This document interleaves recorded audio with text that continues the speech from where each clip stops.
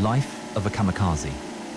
The 12th of April 1945, 9 Mitsubishi G4M Betty bombers and their escort of A6M Zero fighters ascend over the East China Sea at 2:30 p.m.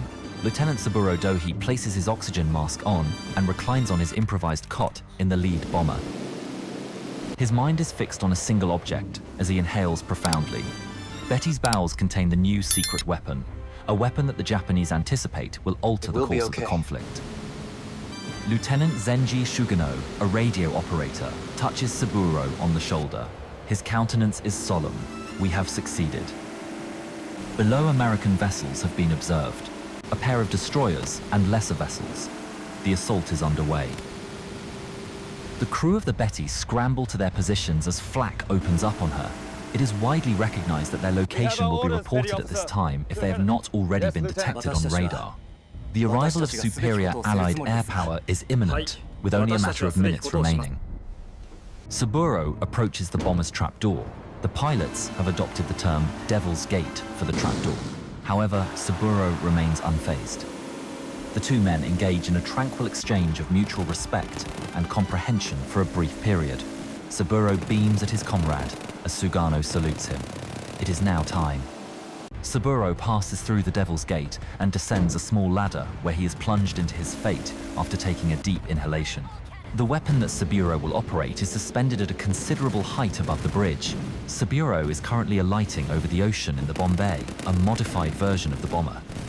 He feels the wind's pull as he settles into the confined cockpit and controls which are familiar to him. He exhales deeply and endeavors to regain his composure. He can observe a sliver of the conflict that is unfolding below through the narrow gap of Betty's partially open Bombay doors. The Mannert L, a US destroyer, is directly targeted by 3 Zero kamikaze bombers. The crew is fighting valiantly as gunfire erupts from the sky, directing every weapon they possess toward the incoming Japanese planes as 3 Zeros soar toward the ship. 1 Zero is obliterated and another is ejected, but the third continues to fire. The crew of the Mannert L is buoyed by their success and continues to score hits on the remaining aircraft. However, the Resolute Zero remains unbeatable. It collides with the destroyer's starboard side. The explosive it carries penetrates the deck and explodes. Saburo has completed his final preparations and is prepared to launch a Morse code message, which he taps out amidst the pandemonium. Saburo awaits Betty's descent and the commencement of his contraption's hurling descent, his pulse pounding. However, a minute passes without any action. Saburo's stomach begins to fill with a chilling dread. He is helplessly suspended in the air due to enemy bombardment. The Betty will lose sight of his target if he travels a significant distance. The aircraft commander addresses Lieutenant Zenji Shugano, the radio operator, once they have returned to the bomber.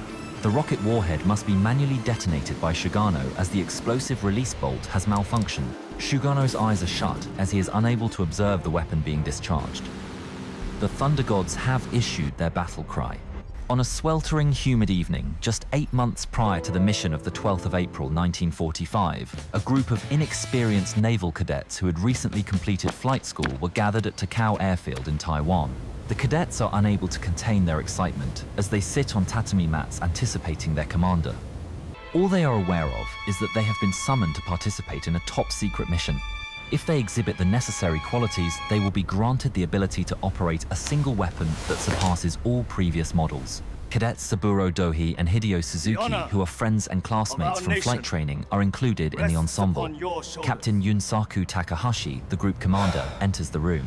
His countenance is solemn. If you are married, the sole surviving male in your family, or if you have only one living parent, please raise your hand. Takahashi observes with graveness as hands are raised throughout the room. You, a man, exit the room with your palms raised. The stunned stillness is immediately followed by expressions of disappointment and confusion. An ominous crowd of empty seats is left behind as men exit silently. The briefing commences with Takahashi. He discloses to the cadets that the conflict is not progressing smoothly despite the Japanese propaganda. However, this weapon may serve as the solution. Operating this weapon is a one-way mission. It is capable of destroying an American aircraft carrier in a single strike. Disbelief is in the air among the males. This is a game-changing development. However, Takahashi has not yet completed his work. However, there is a caveat. The operation of this weapon is a one-way mission. You are going to perish. They are now the 721st Saburo Dohi Naval Air and Group, Hideo soon Suzuki to be exchange called resolute Thunderbots. nods as they are resolute in their commitment to serve Japan at any expense. Takahashi emphasizes to the men the necessity of the project, but also assures them that there will be no stigma associated with withdrawing, providing them with 3 days to contemplate their decision. A team of cadets enrolls in defiance of the mission's severe requirements. They are currently the 721st Naval Air Group and will shortly be referred to as the Thunderbots. Hideo and Saburo quickly commence training with their fellow cadets and eventually discover that the miraculous weapon they will be learning to operate is called the Ohka, which translates to cherry blossom in Japanese. The title alludes to the sacrificial pilots as cherry blossom flowers that are falling and descending to a glorious demise. The Ohka is designed to accommodate a payload that weighs 2,600 pounds. The pilots utilize unpowered glider variants of the Ohka during their training. Hideo Suzuki maintains an optimistic outlook in spite of the assignment's severity.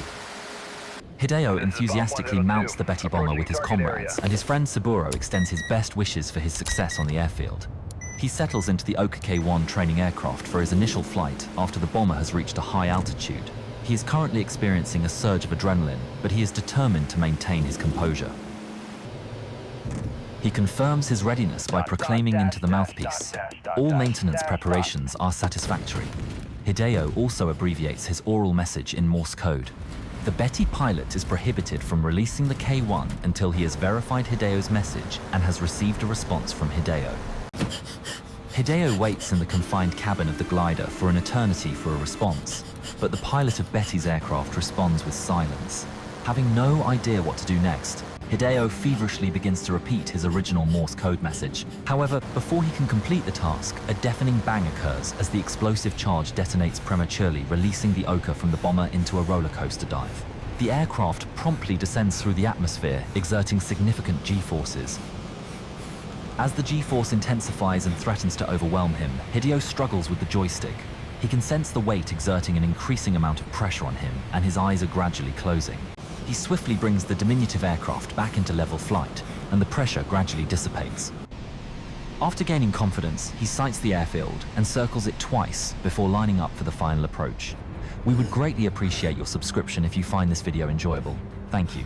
Hideo is now only 3 feet above the airfield, and he is inches from achieving triumph.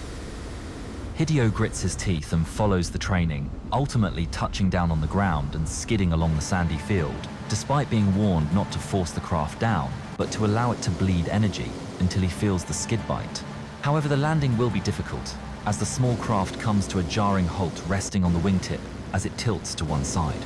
He slowly elicits a grin as he is aware that the successful training flight indicates his readiness for the real deal. The Thunder Gods convene to commemorate the new year on the 31st of December 1944, following months of rigorous and nerve-wracking training. After being granted leave, the pilots utilize this time to contemplate their spiritual beliefs and personal lives in anticipation of the sacrifice they will soon be obligated to make. Saburo and Hideo are among them. The men consume sake, consume special provisions, and await midnight. The Buddhist temple's large bronze bell reverberates ominously throughout the night, as anticipated. The clerics strike the pilots 108 times to symbolize the suffering caused by the earthly desires of humanity. The pilots then fall into silence as they listen to the deep tolls that reverberate throughout the night.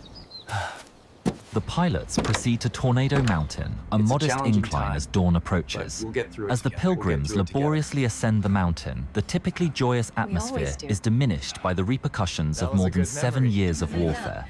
The sun's bright beams meet the icy ocean breeze as it bursts over the horizon. The war will soon The be men over, I pause hope. to observe the dawn Yes, from the summit I of think so Tornado too. Mountain. At that time, Ajiguchi, a pilot from the Thunder Gods, declared, "We drank a cup of sake and shouted banzai, banzai, banzai. We were all aware that this would be our final first sunrise." In April 1945, Saburo Dohi and Hideo Suzuki are experiencing increasing tension and impatience. They have now waved off their fellow pilots on 2 previous Thunder Gods missions. Despite the fact that these task forces have been completely destroyed by Allied forces, Saburo and Hideo are still anxious to engage in combat. Saburo is finally allocated to the 3rd Thunder Gods operation, despite the fact that Hideo is once again left in reserve. Hideo and Saburo bid their final farewells at the airbase. Hideo is devastated by his inability to participate in combat with his friend. He extends his congratulations to Saburo on the great honor of dying for the nation and bids his friend farewell for the final time. As the USS Mannert L comes to a complete stop, the water is sprayed with angular ship fragments and rubble. Nevertheless, its challenges are far from resolved.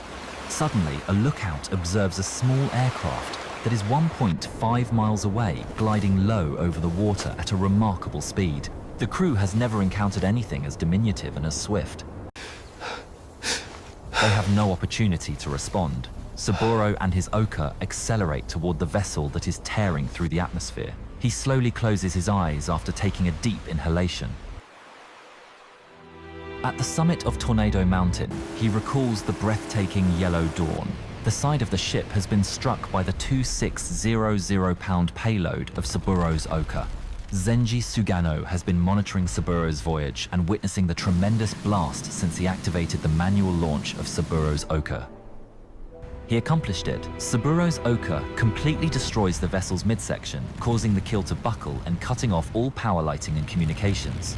Water is poured in from all directions on board the ship, and those below deck are unable to perceive the impact. The Ohka has fulfilled its obligations. The commander of the Mannert L issues orders to abandon the vessel as it splits in half, the stem and stern separate before disappearing beneath the waves. Inside, there are numerous males who are confined. The crew of the nearby destroyer USS Jeffers has observed another Ohka zipping towards the stunned survivors as they congregated in the churning waters. The Ohka continues to advance relentlessly despite the Jeffers weapons opening up on Saburo's squadron. Its pilots remain unaffected. The vessel is jolted by a detonation. The ship has not sunk despite the fact that the platforms have been shattered. The Ohka was struck by an anti-aircraft missile at a distance of only 50 yards. Even before they can strike the target, the Ohka and its pilot are obliterated. Saburo's fate was not as fortunate as his heroic demise in the Mannert L hull. The kamikaze, the Ohka's initial strike, and the succeeding strafing of this attack result in the deaths of 83 individuals and the injury of 35 others. The Ohka's most successful use in the conflict is subsequently recognized as the operation. Saburo would never be aware that his strike on the Mannert L would be the sole instance of an Ohka sinking a ship, or that he had sacrificed his life for a small destroyer that was serving as a radar sentinel from outside the main fleet, rather than a US capital ship. Ohkas and their pilots would only inflict damage on 6 other US ships during their operations, despite their dedication and sacrifice. The majority of the 74 Ohkas that were deployed in combat were destroyed by the slow, overloaded Betty bombers and in failed assaults. The Ohka pilots would eventually acquire the moniker Fools or Backers from the Americans. However, the dignity of the Thunder God's sacrifice was not overlooked by those who were unable to participate in the operation. For example, Hideo Suzuki would lament the loss of his friend and the opportunity to sacrifice himself for the war effort. I was under the impression that I had failed to seize the opportunity to perish for the nation, as Hideo would later remark. Only 2 of the 17 cadets who were assigned to the Thunder Gods alongside Hideo Suzuki survived the conflict.